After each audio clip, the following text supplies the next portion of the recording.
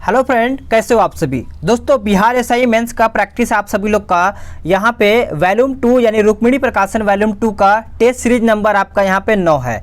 अगर आप सभी लोगों ने इसके पहले का जो वीडियो अपलोड कर दिया गया है नहीं देखे हैं तो आप ज़रूर देखिएगा।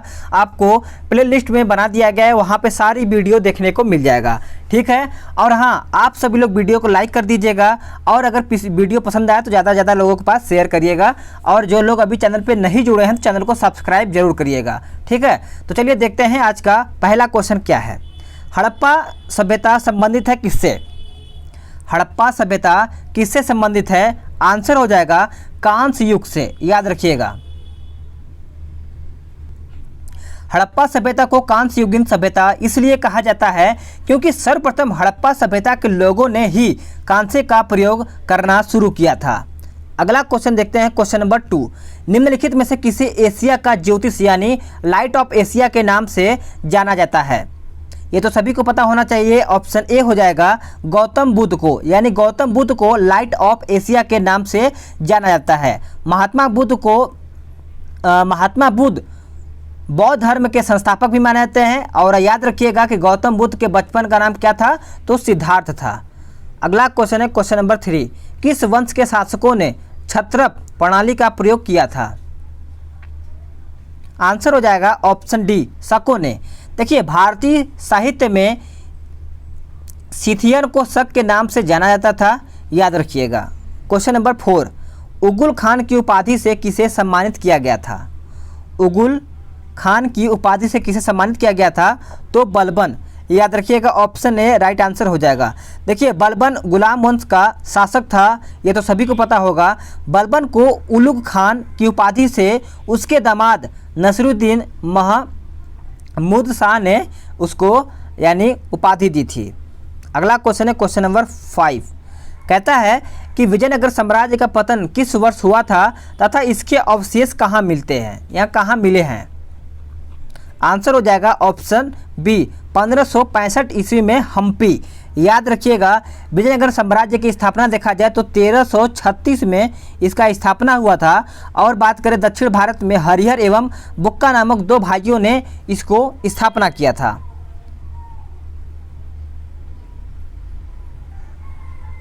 नेक्स्ट क्वेश्चन पे आते हैं, क्वेश्चन नंबर 6 पे आते हैं, ठीक है। अमृतसर में स्वर्ण मंदिर के निर्माण के लिए भूमि प्रदान करने वाला मुगल बादशाह सम्राट कौन था? तो आंसर क्या हो जाएगा? ऑप्शन बी हो जाएगा अकबर। याद रखिएगा सभी लोग, बीबी भानी के पति गुरु रामदास सिखों के चौथे गुरु थे और अकबर ने बीबी भानी को 500 बीघा भूमि दान दी थी, तभी वहाँ पे अमृतसर बसा था, याद रखिएगा। अगला क्वेश्चन है कि निम्नलिखित में से कौन सी एक किताब मुगल शाही परिवार की एक महिला ने लिखी है?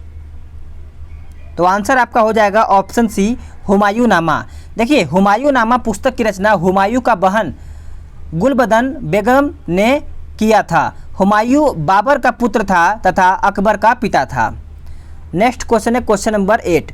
तथाकथित काल कोठरी यानी ब्लैक होल दुर्घटना कहाँ पर हुई थी?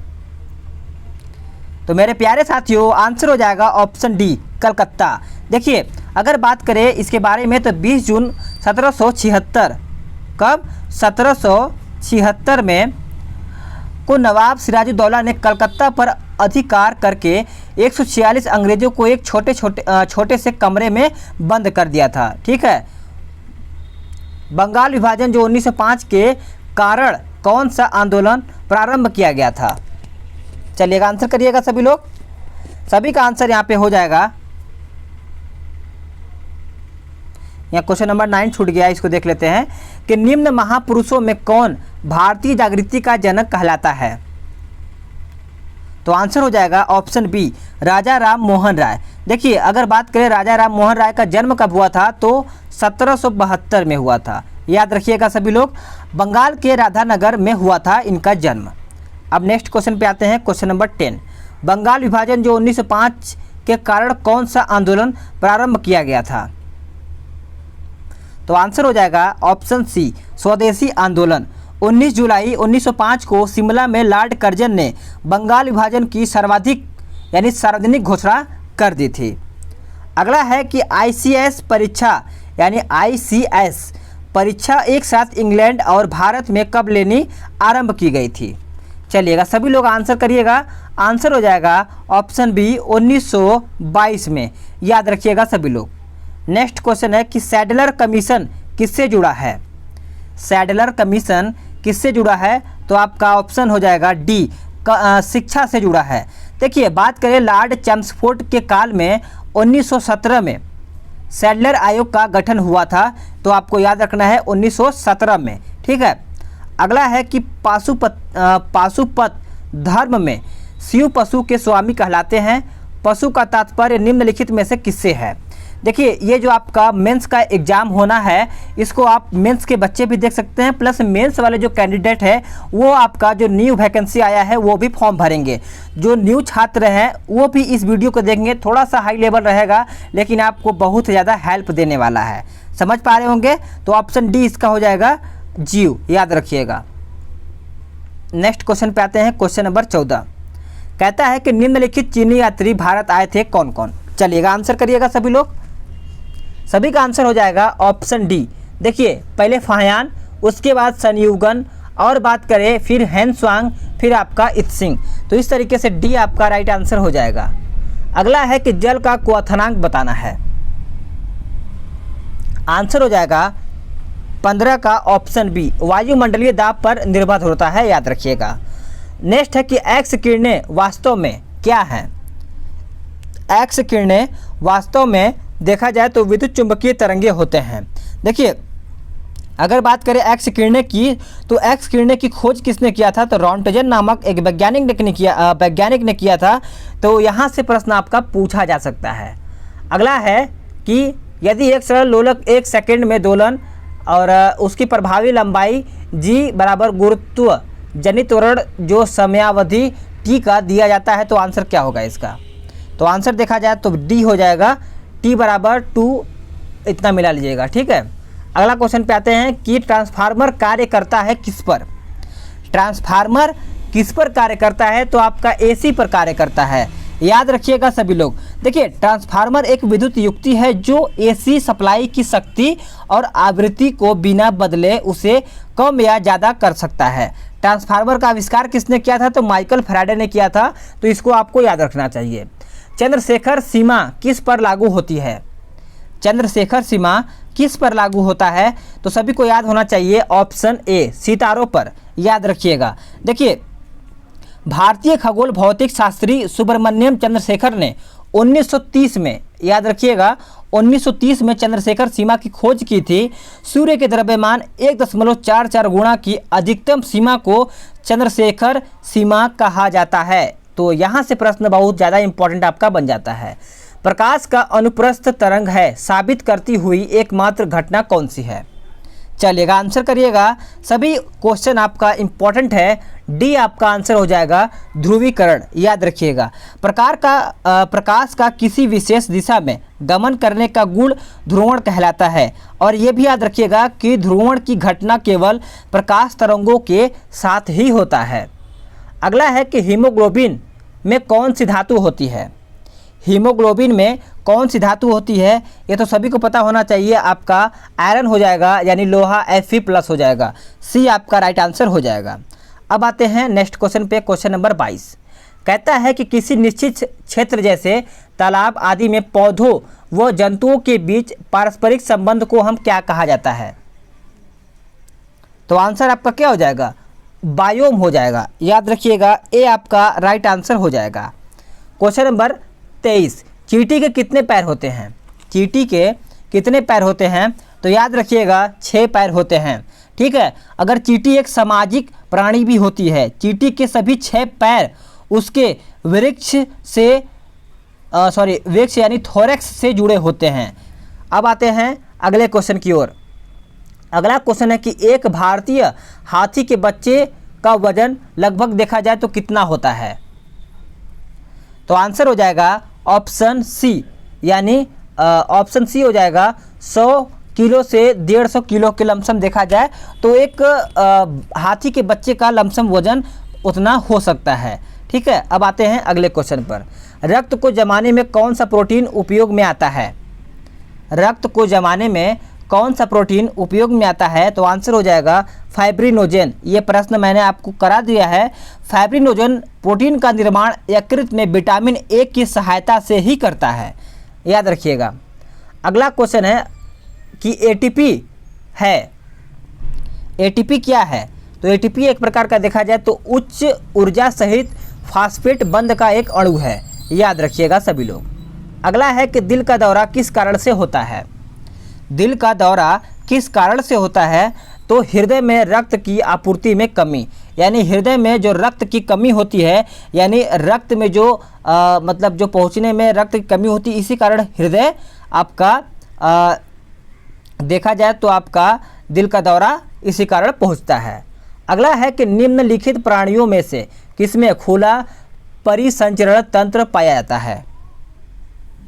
तो आंसर हो जाएगा आपका ऑप्शन ए झींगा, याद रखिएगा झींगा राइट आंसर हो जाएगा। देखिए खुला परिसंचरण तंत्र अकशेरुकी प्राणियों में पाया जाता है, कशेरुकी प्राणियों में बंद परिसंचरण तंत्र पाया जाता है। तो आप यहाँ से इतना प्रश्न तक आप सही कर चुके होंगे।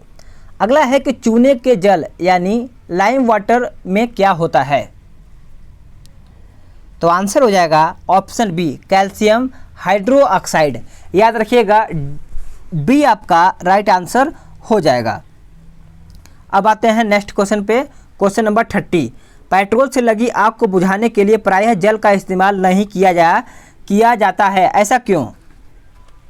ऐसा इसलिए होता है कि जल और पेट्रोल आपस में अमिश्रीय है, क्योंकि जल जो पेट्रोल जल की सतह पर परत बना लेता है। इस तरीके से आपका डी राइट आंसर हो जाएगा। पेट्रोल की शुद्धता को ऑक्टेन संख्या से दर्शाया जाता है, तो आप ये भी याद रख सकते हैं। बीज बोते समय सामान्यतः काम में लाए जाने वाले उर्वरक में होता है क्या? तो सही उत्तर आपका बी हो जाएगा पोटास, याद रखिएगा पोटास उर्वरक पौधों की वृद्धि एवं विकास के लिए आवश्यक होता है। अगला है कि रासायनिक तौर पर इंटरफेरान है, रासायनिक तौर पर इंटरफेरान है, तो आंसर आपका बी हो जाएगा ग्लाइकोप्रोटीन, याद रखिएगा बी आपका करेक्ट आंसर हो जाएगा। अगला क्वेश्चन है कि सोडियम कार्बोनेट के निर्माण के लिए साल्फे क्रिया यानी साल्वे प्रक्रिया में प्रयोग में लाई जाने वाली कच्ची सामग्री में शामिल होते हैं कौन कौन से? चलिएगा आंसर करिएगा सभी लोग। आंसर हो जाएगा ऑप्शन बी सोडियम क्लोराइड तथा कार्बन डाइऑक्साइड, याद रखिएगा सभी लोग। अगला क्वेश्चन है कि क्लोरीन है, क्लोरीन क्या है? तो क्लोरीन एक प्रकार का देखा जाए तो संदूषित जल में क्लोराइड को थोड़ी मात्रा में मिलाता है, ये आपका सही उत्तर हो जाएगा। अगला क्वेश्चन है कि अंतर्राष्ट्रीय दिनांक रेखा कहाँ से होकर के गुजरती है? तो सही उत्तर आपका हो जाएगा ऑप्शन बी 180 डिग्री ग्रीनविच, याद रखिएगा बी आपका सही उत्तर हो जाएगा। देखिए अंतर्राष्ट्रीय तिथि रेखा प्रशांत महासागर के मध्य में उत्तर से दक्षिण की ओर खींची गई एक काल्पनिक रेखा है। अगला क्वेश्चन है कि निम्नलिखित में किसको हमारे सौर मंडल का एक ग्रह माना जाता है परंतु उसे बौना ग्रह भी कहते हैं? तो आंसर हो जाएगा ऑप्शन सी प्लूटो, याद रखिएगा सही उत्तर आपका प्लूटो हो जाएगा। सागर में भूकंपीय लहरें किस नाम से जानी जाती हैं? तो आंसर आपका हो जाएगा ऑप्शन डी सुनामी, याद रखिएगा सुनामी सुधन नामी से मिलकर एक शब्द बना गया है। ठीक है, अब आते हैं अगले क्वेश्चन की ओर कि गल्फ स्ट्रीम क्या है? गल्फ स्ट्रीम क्या है? चलिएगा आंसर सभी लोग फास्ट करेंगे, सभी का आंसर यहाँ पे सही होना चाहिए। तो देखिए उत्तर हो जाएगा आपका ऑप्शन सी प्रशांत यानी अंध महासागर की एक गर्म धारा है, याद रखिएगा सभी लोग। प्रत्येक ज्वार के आने का समय अंतराल है कितने घंटे का? तो याद रखिएगा डी उत्तर हो जाएगा 12 घंटे 26 मिनट, याद रखिएगा आपका डी उत्तर हो जाएगा। देखिए समुद्र का जल एक ही दिन में 2 बार निश्चित समय के अंतर पर उठता है और नीचे भी गिरता है। अगला क्वेश्चन है कि प्रातःकाल काफ़ी मात्रा में ओस बनने का कारण क्या है? आंसर हो जाएगा ऑप्शन सी साफ आसमान और शांत हवाएं, याद रखिएगा। प्रातःकाल वायुमंडल का तापमान भी काफ़ी कम होता है, जिसके कारण वायुमंडल में उपस्थित जल वाष्प संचयनित होकर ओस की बूंदे के रूप में परिवर्तित हो जाती है। अब आते हैं अगले क्वेश्चन की ओर। किस प्रकार की मिट्टी में कार्बनिक पदार्थों की अधिकता होती है? चलिएगा, आंसर करिएगा। आंसर हो जाएगा ऑप्शन ए, 41 का बी हो जाएगा जलोढ़ मिट्टी, यानी जलोढ़ मिट्टी आपका उत्तर हो जाएगा। देखिए, अगर बात करें जलोढ़ मिट्टी के बारे में, तो जलोढ़ मिट्टी का निर्माण नदियों द्वारा बहाकर लाए गए तथा एकत्र किए गए पदार्थों से होता है।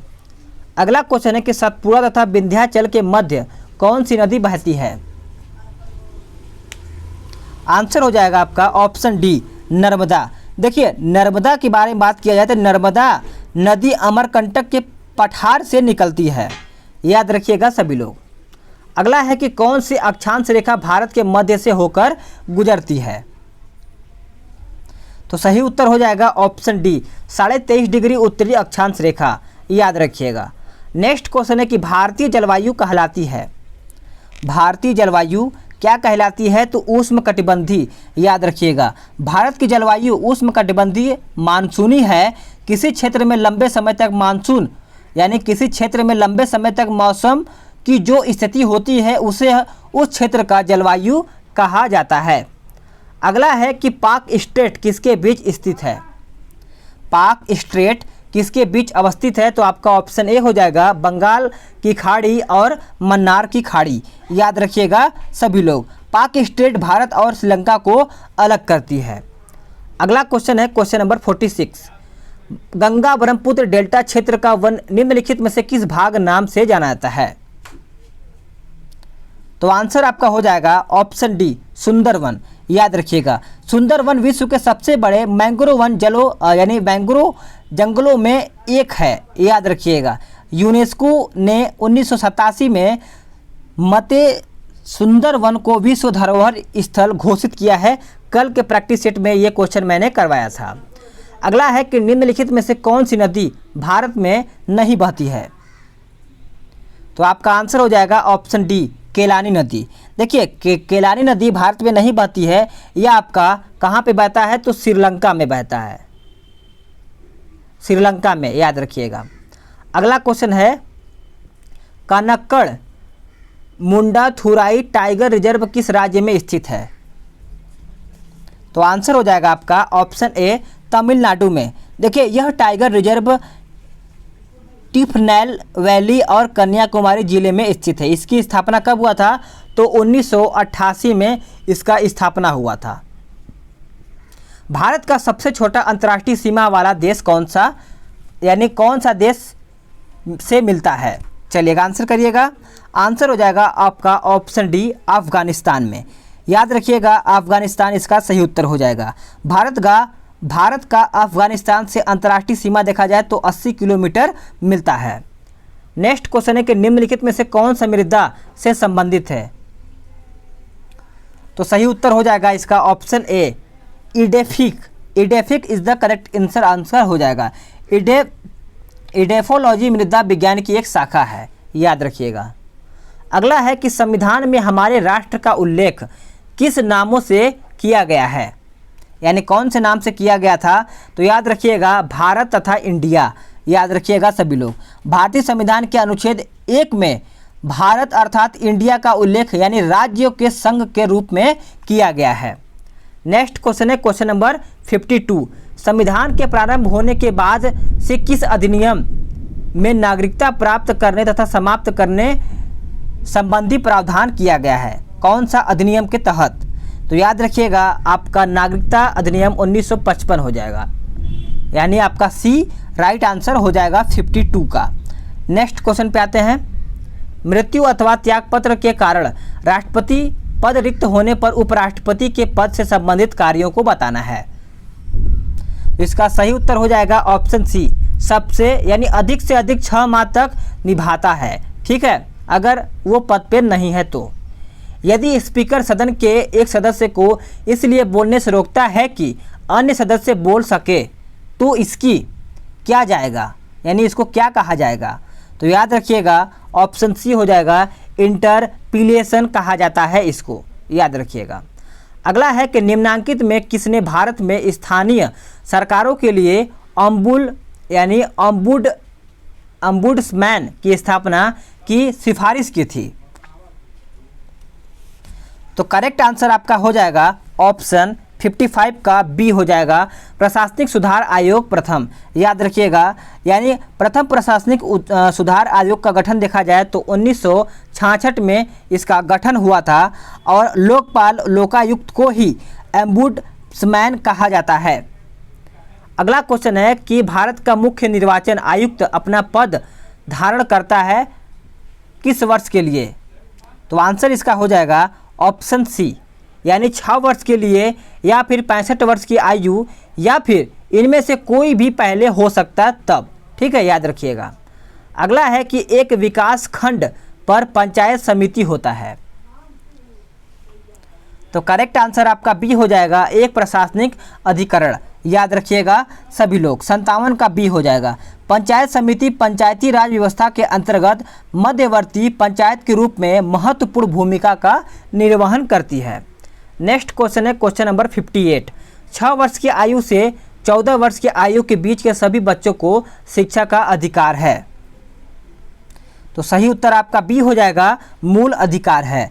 देखिए, अगर बात करें कि भाग 3 के अनुच्छेद 21A के अंतर्गत 6 से 14 वर्ष के बच्चों को शिक्षा का अधिकार प्राप्त किया गया है। ठीक है, अब आते हैं अगले क्वेश्चन की ओर। अगला क्वेश्चन कहता है कि प्रत्यक्ष लोकतंत्र में यह व्यवस्था रहती है कि यदि जनता के निर्वाचित प्रतिनिधियों या अधिकारियों का व्यवहार संतोषजनक न हो तो जनता उन्हें पद से हटाकर उनकी जगह एक प्रतिनिधि चुन सकती है। इस पद्धति को क्या कहते हैं? इस पद्धति को देखा जाए तो प्रत्याह्वान कहा जाता है। ये आपका सही उत्तर हो जाएगा। अगला क्वेश्चन है कि इन व्यक्तियों में कौन कैबिनेट मिशन का सदस्य नहीं है? तो राइट आंसर हो जाएगा ऑप्शन ए, यानी विलियम वुड। याद रखिएगा सभी लोग। अगला है कि सांसदों के वेतन का निर्णय कौन करता है? सांसदों के वेतन का निर्णय कौन करता है? आंसर करिएगा सभी लोग। तो आंसर हो जाएगा आपका 61 का क्या हो जाएगा? ए हो जाएगा, संसद करता है। देखिए, अगर बात करें संविधान के अनुच्छेद 106 के तहत सांसदों के वेतन भत्ता का उल्लेख मिलता है। अगला क्वेश्चन है कि महाधिवक्ता का उल्लेख किस अनुच्छेद में है? महाधिवक्ता का उल्लेख कौन से अनुच्छेद में कहा गया है? तो अनुच्छेद 165 में। याद रखिएगा, महाधिवक्ता राज्य के सबसे बड़ा विधिक अधिकारी होते हैं। अगला क्वेश्चन है क्वेश्चन नंबर 63। शीतोष्ण चक्रवातों को किन नामों से जाना जाता है? तो सभी का आंसर यहाँ पे 63 का डी हो जाएगा, उपयुक्त सभी, यानी अतिरिक्त उष्णकटिबंधीय चक्रवात, वेब, साइक्लोन और डिप्रेशन। याद रखिएगा। अगला क्वेश्चन है कि भारतीय मूल के पहले भारतीय मुख्य न्यायाधीश कौन थे? तो सही आंसर आपका डी हो जाएगा, जस्टिस हीरालाल जयकुंदास कानिया। याद रखिएगा 64 का डी हो जाएगा। सीएसओ का अगर स्थापना देखा जाए तो आपका 1951 में हुआ था। अगला है कि वर्ष 2020 में कितने लोगों को पद्म विभूषण से सम्मानित किया गया था या फिर किया गया है? आंसर हो जाएगा ऑप्शन बी, 7। याद रखिएगा, पद्म विभूषण भारत का दूसरा सर्वोच्च नागरिक पुरस्कार है। ठीक है, अब आते हैं नेक्स्ट क्वेश्चन पे। भारत में तीसरा सबसे बड़ा सिविल पुरस्कार कौन सा है? भारत में सबसे बड़ा सिविल पुरस्कार कौन सा है? तो याद रखिएगा आपका सी हो जाएगा, पद्म भूषण, यानी आपका सी करेक्ट आंसर हो जाएगा। अब आते हैं नेक्स्ट क्वेश्चन पे कि निम्नलिखित में से किसे पद्म श्री पुरस्कार 2020 के लिए चुना गया है? तो करेक्ट आंसर आपका हो जाएगा ऑप्शन ए, कंगना रनौत। याद रखिएगा, कंगना रनौत को पद्म श्री पुरस्कार यानी 2020 से सम्मानित किया गया है। अब आते हैं अगले क्वेश्चन पे। प्रधानमंत्री नरेंद्र मोदी ने आत्मनिर्भर भारत अभियान के माध्यम से कितने आर्थिक राहत पैकेज की घोषणा की है? तो आंसर हो जाएगा ऑप्शन सी, 20 लाख करोड़ रुपए। याद रखिएगा सभी लोग। इस अभियान की घोषणा कोरोना वायरस संकट से उत्पन्न आर्थिक समस्याओं को कम करने हेतु किया गया है। अगला क्वेश्चन है कि निम्न में से कौन सम्मिलित नहीं है। इसमें पूछा गया है कौन सा गलत है, तो आंसर हो जाएगा ऑप्शन सी, बोनस अधिनियम का भुगतान 1971 में। ये आपका गलत है। 1971 में नहीं हुआ था, 1965 में हुआ था, याद रखिएगा। अगला क्वेश्चन है कि भारतीय संविधान का कौन सा अनुच्छेद ट्रेड यूनियन बनाने की स्वतंत्रता देता है। तो सही उत्तर आपका बी हो जाएगा, अनुच्छेद 19A(c), याद रखिएगा, बी आपका राइट आंसर हो जाएगा। अगला है क्वेश्चन नंबर 71, किस भारतीय राज्य में फैनी शराब का उत्पादन किया जाता है। तो सही उत्तर आपका बी हो जाएगा, गोवा, याद रखिएगा, बी आपका सही उत्तर हो जाएगा। अगला है कि भारत में राष्ट्रीय आय का प्राकलन किया जाता है किसके द्वारा। तो सही उत्तर आपका बी हो जाएगा, केंद्रीय सांख्यिकी संगठन के द्वारा ये किया जाता है। केंद्रीय सांख्यिकी संगठन का मुख्यालय अगर देखा जाए तो आपका कहाँ पे है, तो नई दिल्ली में, याद रखिएगा, नई दिल्ली आपका राइट आंसर हो जाएगा। मुद्रास्फीति किस कारण से होती है। मुद्रास्फीति किस कारण से होता है, तो आपका डी उत्तर हो जाएगा, मुद्रा पूर्ति में वृद्धि से, याद रखिएगा। जब मांग और आपूर्ति में असंतुलन पैदा होता है तो वस्तुओं और सेवाओं की कीमतें में परिवर्तन होता है। अगला है कि भारतीय रिजर्व बैंक द्वारा खुले बाजार में प्रतिभूतियां बेचने पर निम्न में से क्या होता है। तो सही आंसर आपका हो जाएगा ऑप्शन ए, मुद्रा की आपूर्ति घट जाती है, ए आपका सही उत्तर हो जाता है। अगला है कि भारतीय रिजर्व बैंक द्वारा जारी की गई करेंसी नोटों की निम्नलिखित महात्मा गांधी श्रृंखला को कौन सी है जिस पर पारिस्थितिकी निरूपित है। तो आंसर आपका डी हो जाएगा, क्वेश्चन नंबर 75 का डी हो जाएगा 5 रुपया, याद रखिएगा। अगला है कि निम्नलिखित में से कौन सा प्रत्यक्ष कर का उदाहरण नहीं है। प्रत्यक्ष कर का उदाहरण कौन सा नहीं है, तो आपका डी हो जाएगा, बिक्री कर, याद रखिएगा, डी आपका करेक्ट आंसर हो जाएगा। बिक्री कर प्रत्यक्ष कर का उदाहरण नहीं है। घरेलू बाजार में टमाटर का दाम बढ़ेगा यदि, घरेलू बाजार में टमाटर का दाम बढ़ेगा यदि क्रेताओं का रुझान आयातित सशांति किस्म की ओर हो जाए। अगला है काले धन के उन्मूलन के लिए सुझाव देने हेतु निम्नलिखित में से कौन से आयोग की नियुक्ति की गई थी। तो राइट आंसर हो जाएगा ऑप्शन सी, शाह आयोग, याद रखिएगा सभी लोग। भारत में पीत क्रांति यानी पीत क्रांति का संबंध किसके साथ है। तो पीत क्रांति देखा जाए तो आपका बी हो जाएगा, तिलहन के उत्पादन के साथ, यानी बी आपका राइट आंसर हो जाएगा। अगला है कि डिमांड ड्राफ्ट को क्रॉस क्यों किया जाता है, यानी 80 का आंसर क्या हो जाएगा। 80 का आंसर हो जाएगा ऑप्शन ए, भुगतान खाते यानी भुगतान बैंक खाते के द्वारा किया जा सकता है। तो आपका यहाँ पे 80 क्वेश्चन समाप्त होता है। अब आप बताइएगा कि इन 80 क्वेश्चन में से कितना क्वेश्चन सही कर पाए हैं।